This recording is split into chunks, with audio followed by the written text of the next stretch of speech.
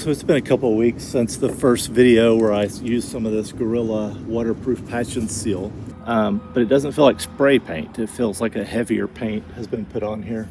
It feels pretty dry to the touch. Obviously it did say 24 hours to cure, but it's a pretty heavy coating. And one of the places I wanted to try some was on a gutter leak area.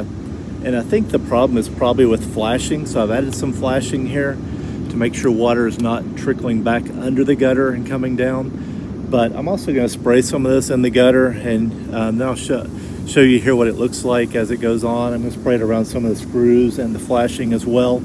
I don't think the gutter has a hole in it. I don't see anything, but just another way you can use this. I think if you have seams in your gutters and you just seal those up, I think it will be a good product for that.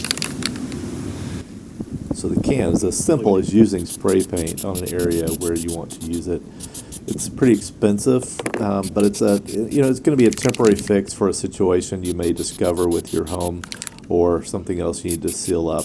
It's not going to be a forever permanent fix, and if there's a problem that you need to redo or rebuild, then this is probably not the final answer. But it's always good to have things around the house. So this is kind of your duct tape for something that needs sealing, and in this case the gutter is a good place to consider using it. Here's what it looks like as it's going on. I think it's a pretty nice product, actually.